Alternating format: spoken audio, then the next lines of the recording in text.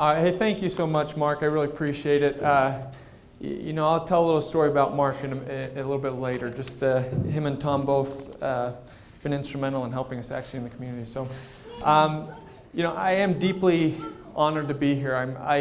Actually this morning I looked up. Is that kind of echoing? Is that okay? This morning I was looking up on some of the past lectures you've had here in this entrepreneur class, and I thought, you know what? Looking at some of the experienced, qualified people, they must not have had anybody good this weekend or this week because, I'm far less qualified than a lot of the guys you've heard, but I'm not going to pretend to know something I don't, and that's why I'm going to focus mainly on the franchise world and my experience with that. I do want to just real quick thank my wife. She's actually operating the clicker for me just because I like to have my hands free. So, I am extremely humbled to be here. I'm grateful to be here, and hopefully some of the things I can share with you today will have you'll be able to learn from as well. So, I grew up all things McDonald's. Like Mark kind of mentioned, my dad started his first McDonald's franchise when he was 34 years old. He opened up the Park City, Utah McDonald's, and from then on, he was able to grow that to over 6 McDonald's franchises in his lifetime. But me growing up, ever since I was born till now, my dad was involved with McDonald's. So everything was McDonald's. I wore McDonald's pajamas growing up. I played with McDonald's Happy Meal toys.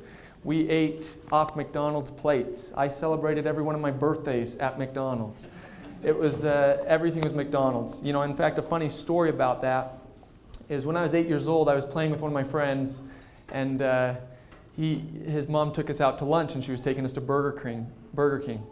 And I started to cry because I was afraid that I would be in trouble. So I literally had to call my parents, and this was before cell phones, so we had to go back to the house and call my parents to ask permission for me to go to Burger King. And of course, they were fine with it. It was just me as a kid. I didn't understand that I could eat somewhere else besides McDonald's. But so that's kind of how deep my roots with McDonald's went at the time. A lot of people... you've heard there's kind of some stigmatism sometimes with McDonald's. Oh, I don't want to work at McDonald's. Well, I always grew up wanting to work at McDonald's. I always defended it to the core and everything like that. So, as I thought about what I could speak to you about today with my experience, few may it be, but I came up with 3 main points which I wanted to share from my experience. And I know, hopefully those of you here have some interest in franchises or restaurants, but if you don't, please try to take from what I'm saying and apply it to what you do have interest in what you're pursuing in your career.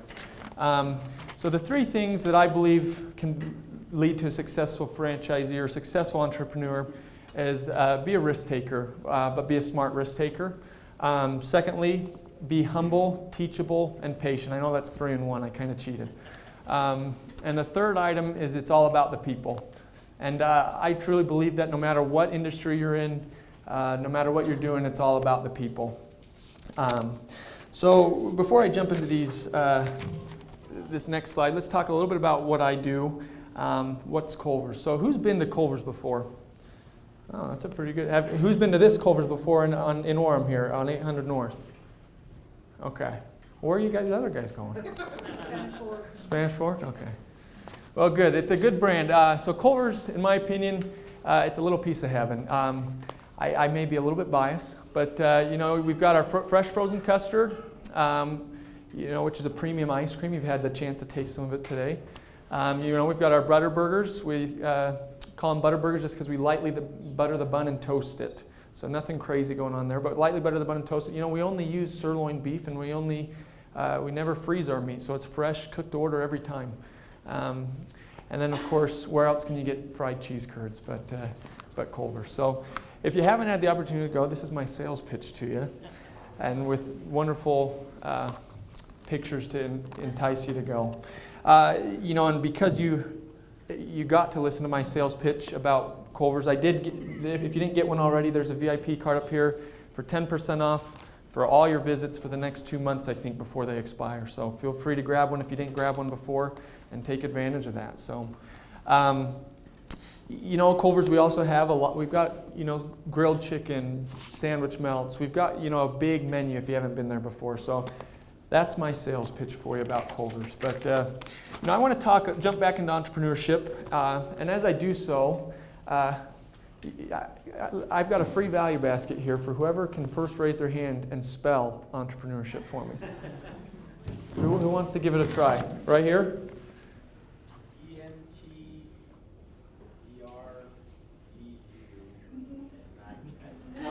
Okay, well, I'll give you one for just the effort. That's kind of the society we live in, right? Participation. But, anybody else want to give it a try? Okay, right here.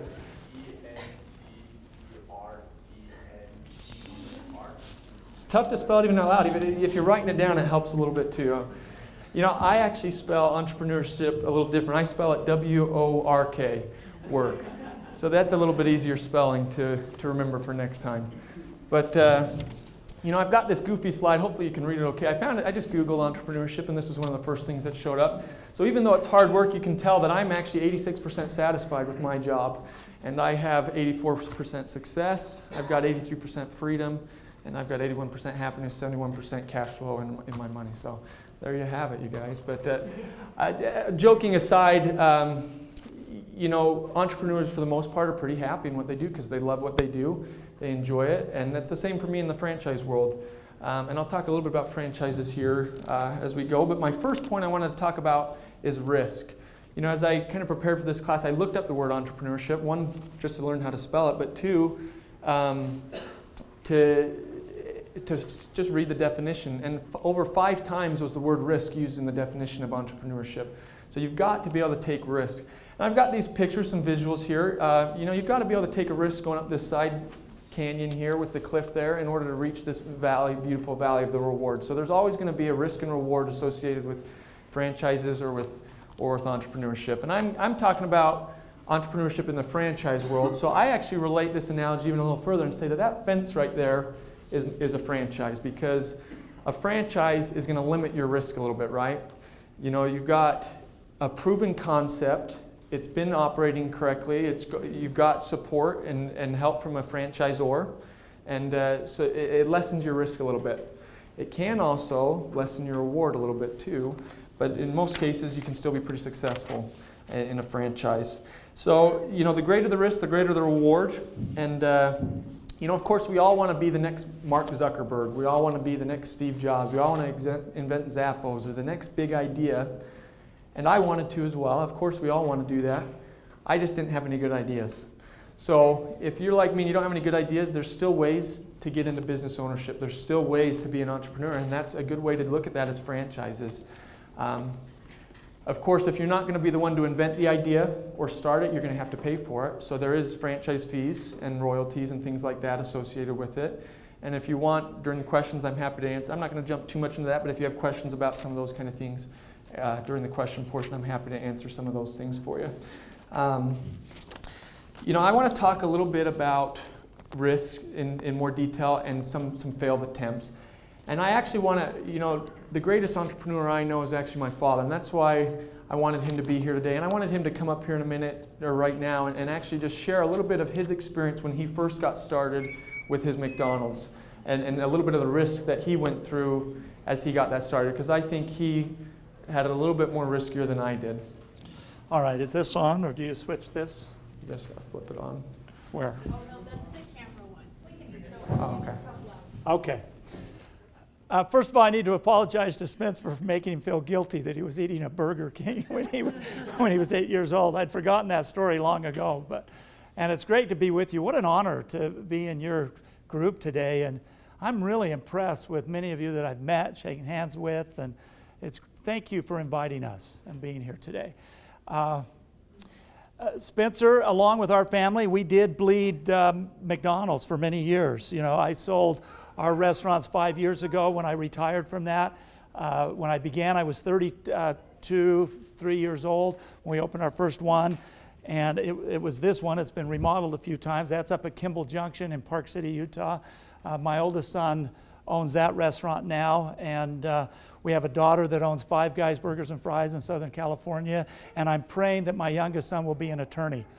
So he's still in school, so there's hope yet that not all of us will be burger flippers, but But it really is an honor to be here. And I was sitting here thinking about this whole idea of all of you getting into your own business, if that's someday your desire.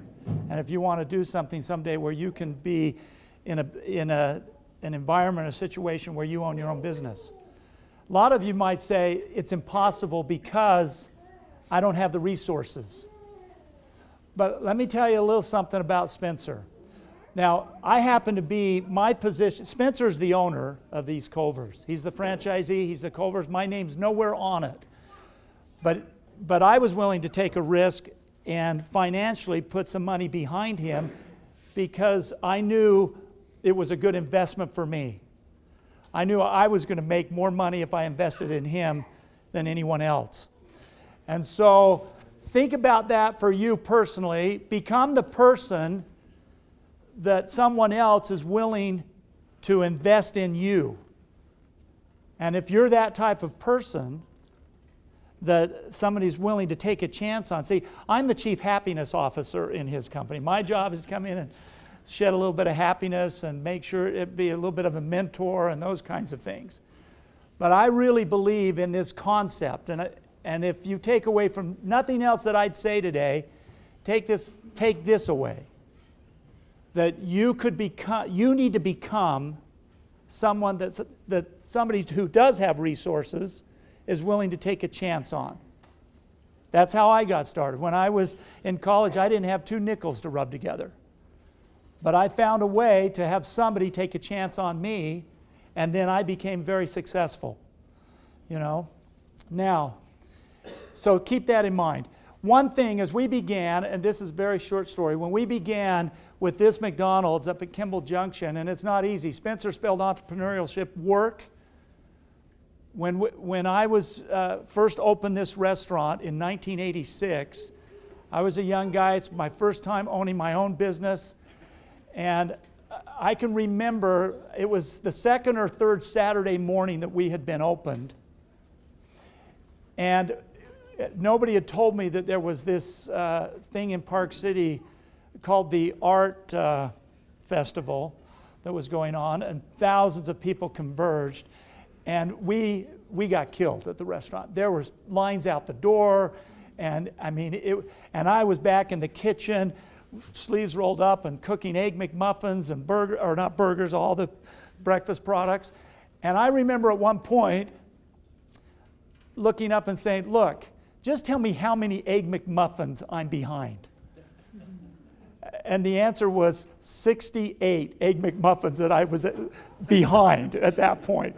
I mean, I think your service times that would have been about 30 minutes. You know, it was one of those days from you know where. And I remember later that day walking out into this field, and incidentally at that time, the only thing at Kimball Junction in Park City was a gas station, a whole old hotel, and us. And if anybody that's been up to Park City at that junction has seen what's happened since. So obviously I look like the smartest guy that's ever been born to put a McDonald's right there. But I remember walking out into a field across the street amongst the sagebrush and out there, and I sat on a rock and I started to cry uncontrollably. I mean, I was so stressed and so worried about this business and where it was going that it was like it had built to this crescendo within me, and I started to shake and cry. And about 10 minutes later, I wiped the tears away and I went back to work. And the rest is history. 30 years later, that one of the highest volumes, most successful McDonald's in the country, along with 5 others that we owned before we sold them all, and that kind of thing. So it is about work. It is about becoming good enough that somebody will take a chance on you and support you. Thanks.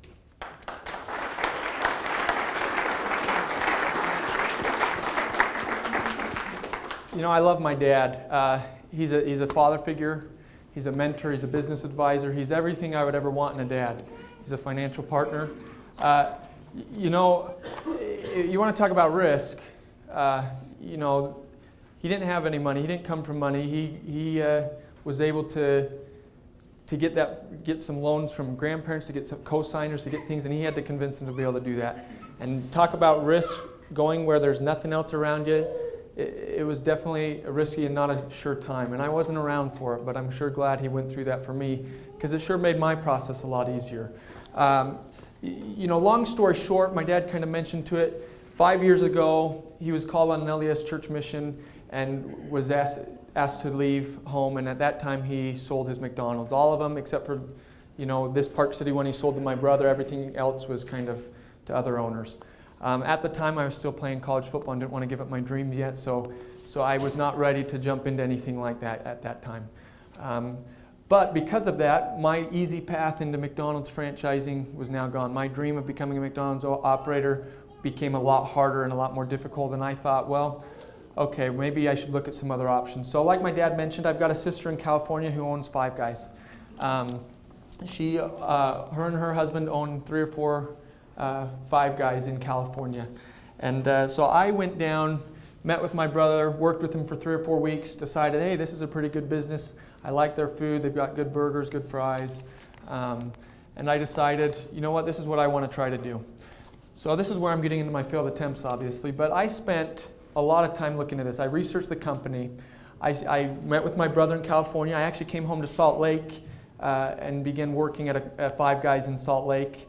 For 3 months I worked there, wage-free, just for the experience. It wasn't making any money at the time, just trying to gain that experience. At that time, I then simultaneously began negotiating a deal on a current Five Guys franchise. And I flew back to Washington, D.C., of course, everything on my own dime. Flew back to Washington, D.C., met with the franchisor, the founder, the CEOs, the executives of the Five Guys. I went through the approval process. They had a week-long training, went through that, and I became an approved Five Guys operator in their system.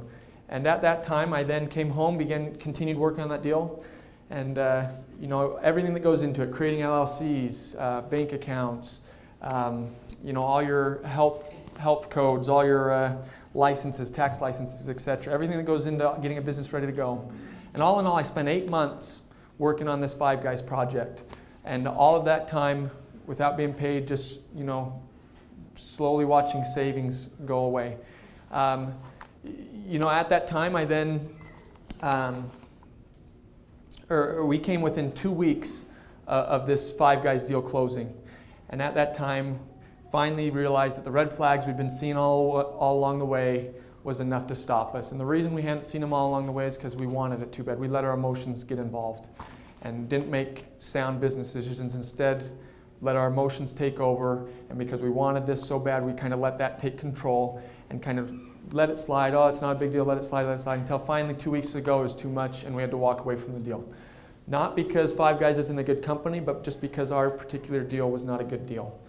So 8 months of work down the drain. Well, not so much, because I learned a great amount from that experience. I learned, number one, keep your emotions out of your business decisions. Make sound business decisions. Take smart risks. Keep the emotions aside. Number two wasn't necessarily experience, but the experience that I gained from learning how to present myself to professional CEOs, founders of companies like this, to present myself being young, to be able to be someone who they could trust to be able to operate a franchise. And number three, I just learned how hard it is to really get in. It was kind of a wake-up call to how hard it really is to get in and operate a business and get your own business, how much work really goes into it. So that's kind of my failed attempt and the experience I learned from that. I want to now transition kind of into my Culver's experience, but alongside with this experience is my second point of being humble, teachable, and patient. So this is the very first Culver's that was ever built in 1984 in Wisconsin, Sauk City, Wisconsin. Now it's been remodeled as well, but this is where my wife and I went to spend 4 months in the middle of winter in record cold Wisconsin temperatures. And my wife was pregnant at the time with our little girl, so she went through all the training as well. But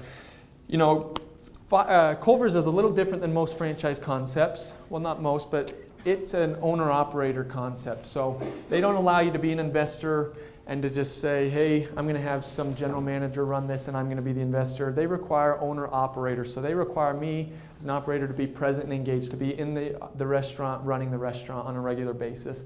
And so that's why they require this 16-week training or 4 months training process. Now, this is where I'm talking about humility, because I had to kind of humble myself to go. I thought, Five Guys had a 1-week approval process. I've been doing restaurant stuff for 10 years. I grew up in the business. I know how to run a restaurant. What are they really going to teach me in a 16-week process? Yes, I'm willing to go for 2-3 weeks, but why do I need to go for 16 whole weeks? And I'll tell you the most the most part about it that I needed to be the most humble was when I actually got to training, because this is who I was introduced my first day. His name's Dean Fisher. He was my training specialist. He spent every day with me for those 16 weeks. And now keep in mind, Dean's name is spelled D-E-A-N-N-E. So I showed up the first day expecting to meet Deanna. And was introduced to Dean with his kind of googly mustache and his shark teeth. And let me tell you a little bit about Dean. For breakfast every morning, he eats a cup of chili and 5 cups of coffee. And he doesn't understand personal space. So when I would show up in the morning, he'd get, all right, you ready to go to work? And I'd get blasted with that breath.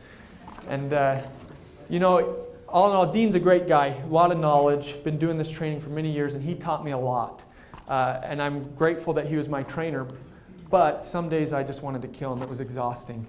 And I went through just about everything you could go through in that restaurant training. I went through the deep cleaning. I went through the restaurant operations. I went through HR tasks. I went through risk management. I went through just about everything, including, and this is where I talk about being humble, is having 16-year-olds tell me how to do things that I'd been doing for 10 years and delegate to me to go clean the bathrooms when someone's thrown poop up on the ceiling and I'm the one being delegated by a 16-year-old to go clean that. And that's a true story.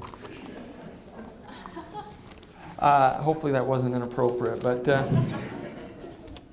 but what I learned is that the 16 weeks and all what Dean was teaching me wasn't operations as much as it was teaching me the Culver's culture. And that's why they take us and they require that 16 weeks is to really Culverize me as an owner and an operator so that I'm going to do things the Culver's way. And there really is a culture to it, and that's what they were really teaching me. And that's what I had I not been humble and teachable, I wouldn't have realized that, and it would have just been a miserable time. But instead it ended up being a really positive experience. So that's kind of my synopsis on being humble and teachable. I wish I could say that when I returned home that my challenges stopped. That when I returned from that 16-week training. Restaurants are the most failed business in any industry. They fail the most. Banks refuse to lend to restaurants most of the time. So getting lending is one thing. You really have to show that you're capable. So that was one challenge that I won't really even go into today. The second challenge I wanted to talk about is location, because location in restaurants can be everything, and whether you're going to be successful or not. And so I spent 9 months finding the right location. Now during that time we found properties, we made offers, things fell through. We had a lot of discouragement, but we just kept working away. And at this time I was fortunate enough to go work and actually get some income at the Lehigh Culver's. So I was able to kind of at least provide a $9 to $10 an hour income for my family while I was going through this. And so this site right here was the site that we ended up finding on 8th North. Many of you, like you said, have been there. This was what was there before. It was a truck semi-parking lot basically on an abandoned, closed-down gas station. We saw the demographics, we saw the traffic counts, we thought this would be a good location. We then started to tell some people about it, and that's when we started to get some real kickbacks from friends and people saying, well, you realize that's an existing gas station, right, that went out of business? You realize that that's a business that's closed. You realize that the access there isn't all that great. You have to go up and around a little bit. But we identified, so there was risk involved. There was a lot of risk involved. We kind of got discouraged at times. We made our projections of what we thought we could do there, and we figured we could do it and be affordable and be profitable there.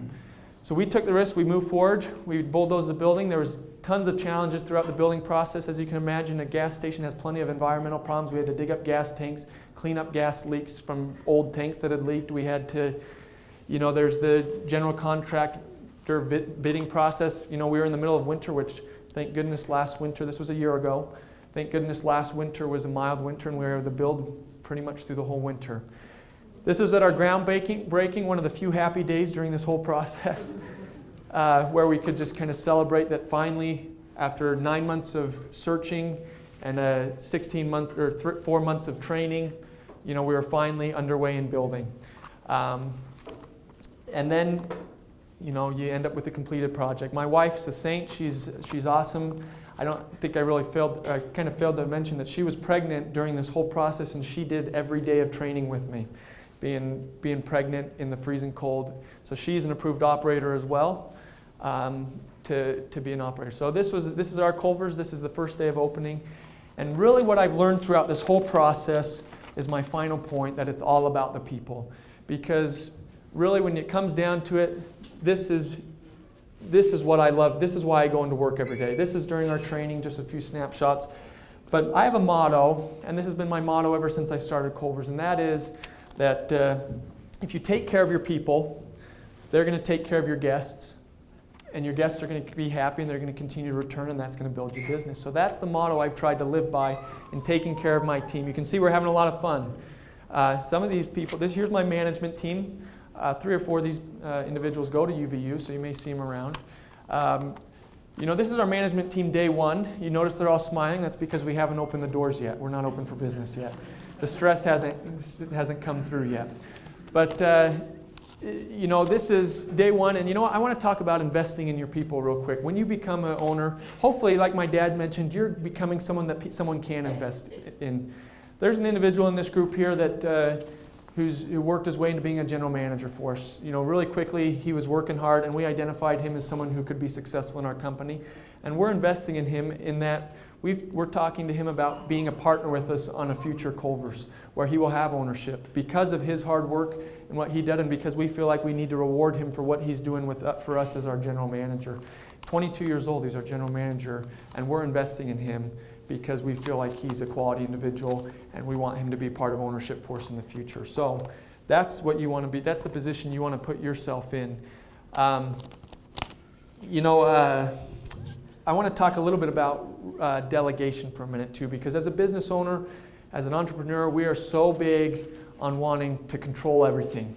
You don't want to give up any control, but delegation, you have to delegate responsibilities. And let me tell you a story, an example from us. We had, in the food industry, your labor costs, basically what you're paying your employees, and your food costs, what it costs to bring your food in, is almost 50% of your expenses. So if you're not controlling your labor, and if you're not controlling your food expense, there's small margins in restaurants. You're not making a lot of money or any money if you can't control those 2 big items alone. And right from the start, I knew that I needed to delegate those responsibilities if we were going to be successful. So I picked 2 of these managers. I said, okay, you're going to be over our truck orders. You're going to order all our food. I said to another one, you're going to be over the schedule, and you're going to do the schedule. And I knew that they would fail a little bit more than I would if I was the one doing it. But I also knew that they could learn, and they could adapt, and they could do it. And I can tell you there were some trucks that came to deliver food early on that didn't have any French fries on them. We forgot to order French fries.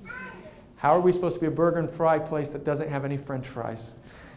There were some days with the schedule where we had 6 or 7 people, not extra for the day, but extra for an hour.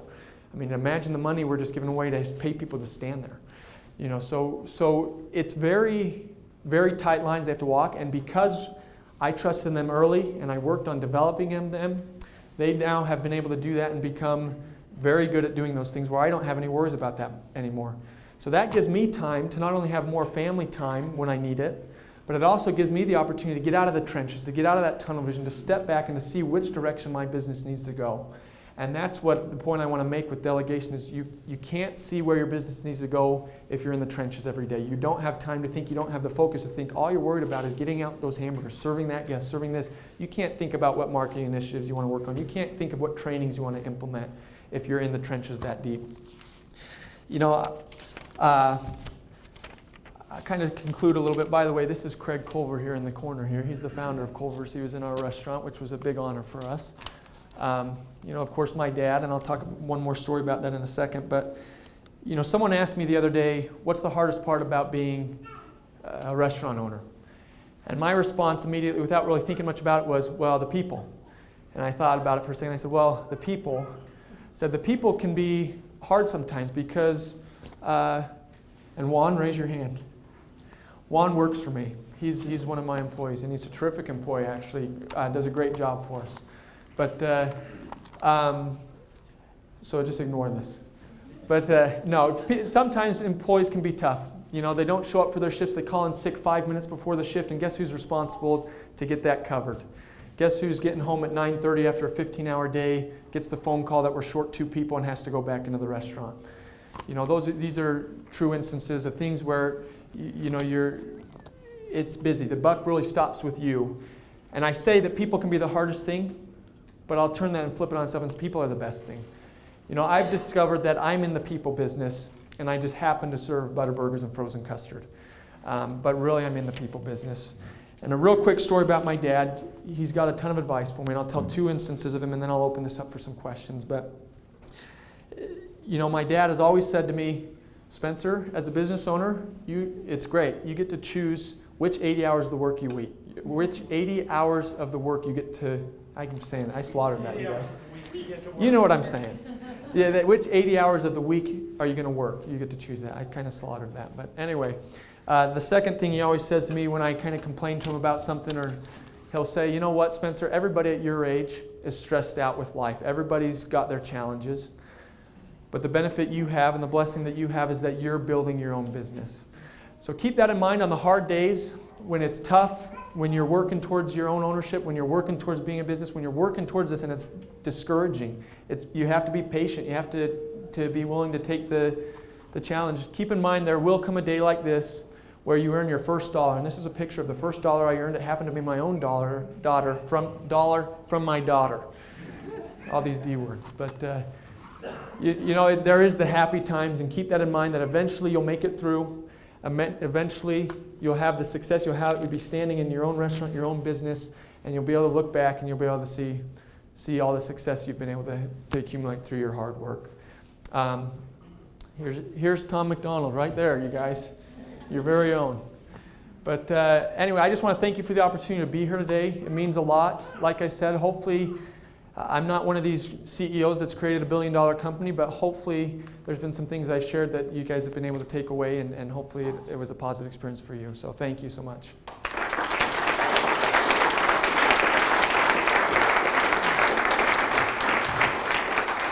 I will invite my dad back up here too. We're both open for any questions. What do we have, about 5 to 10 minutes left? Happy to answer any questions people have. Right there in the back, yeah. So when you're picking a location, how much say does Culver's have where you're putting your location, and where's the money coming from to actually build the building? Are they helping you, or are you just building it all entirely? Great question. So for the camera, the question was, you know, how much support does the franchisor give you as you're seeking to find location, and how much support do they give you, you know, financially as well? So, quick answer to that question. Culver's, I can speak for Culver's. Culver's gives you quite a bit of support. Culver's has a little bit different model than most franchises, because their business model is that you own the land as well. So a lot of franchises you're leasing the land, but Culver's you own the land. So that's a little bit different business model. So for Culver's, you know, they really can't say, well, you're going to go here, you're going to go there. So I've got a lot more decision. Most franchises, the franchisor will pick the location and kind of give you the option. I believe that's kind of how McDonald's and a lot of other franchises work. But yes. Culver's, my experience was they supported me a lot. They sent me demographic and research information. They sent me a 10-page report on any site that I looked at. They would do all the research and send that to me, and I could go through that report. But no financial support from Culver's or anything like that. See, the big thing Spencer didn't talk about today, and we won't get into it, but you can talk to him later, is his name's on a banknote for well over $2 million. You know, so when he talks about taking a risk, you know, that's the risk. I mean, these don't come free. You know, you have to build them. It's his money. He's partners with the bank. But the great news about finding the right franchise to be with is to find one that there's light at the end of the tunnel.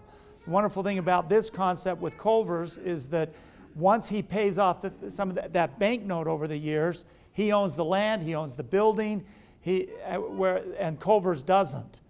And so what he's paying Culver's is a percentage. In their case, I think it's 4%. He has to pay them to be a part of the Culver's family.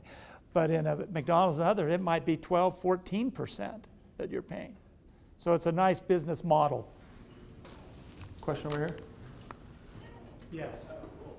So you mentioned alluded to some of the business issues that you had with Five Guys and how that fell through. Is there any way you can go into some of the details as to why that fell through on your end? Yeah, so the question is just about why the Five Guys deal I talked about fell through. Most importantly with that deal, it was an older building we were getting into.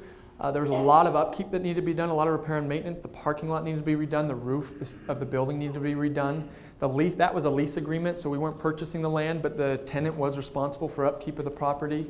The long-term upside wasn't good enough. Yeah, there was going to be too much investment up front to have to make it work. There's too many things that need to be repaired. The lease deal wasn't a very good lease agreement. It didn't put us in a good situation long term, like he said. It's a good question. You know, you just want to be careful, go in with your eyes open of what you're doing with these. One thing that I would offer to you is, if any of you need to talk more and want to set an appointment, call Spencer at Culver's. I'm happy to meet you there sometime, talk about your business dreams, talk about more detail, anything. I love this university. I love the people I know here. I love the education you're all getting. I'm an older guy that's semi-retired, mostly, other than my chief happiness work. And so feel free to contact us and connect with us, and I'm happy to answer other questions for you as well. I'll put my email up here. It's youngstandard@gmail.com. If you want to shoot me any questions or my dad questions there, that's a great place to, and we can respond to some of those things. I think there's one more question over here, right here, yeah. Is there no way to get an entrance on the 800 north side? So that's why that gas station closed when they closed that frontage road, and that's the biggest reason that gas station closed. There isn't really, you have to go to 12th West, which is only above the Technoglass. We sit on the corner, and then Technoglass, and then there's a stoplight. You have to kind of go around that Technoglass and circle back into us. And that was the problem. A lot of people thought we would have issues with that as we started. People have complaining about access, and so far, we've been extremely successful, and we haven't had any issues with that being a problem. We'd like to invite you to meet with Tom McDonald, who's part of the Orem City leadership. And that's what I wanted to say about... And we'd like you to connect and talk about a future entrance that... Can I take 8 North is a state highway, and you have to be so many feet off the freeway entrance. So that's when they moved the road up there, was for a safety issue, and you'd have to be so call Governor Herbert instead of me, okay? I will say on Tom and Mark's behalf, we were able to go in and get permits for a high-rise sign, a 50-foot sign, and these guys were both on the planning commission that helped it get it through. So when you choose a business place to go to operate, make sure you go into a pro-business city, because it's extremely helpful, in getting things done. Any other questions? How'd you like your custard today? I told Spencer it wouldn't matter what he says today, you'll love his presentation because he fed you. Am I right? Well, thank you so much, you guys.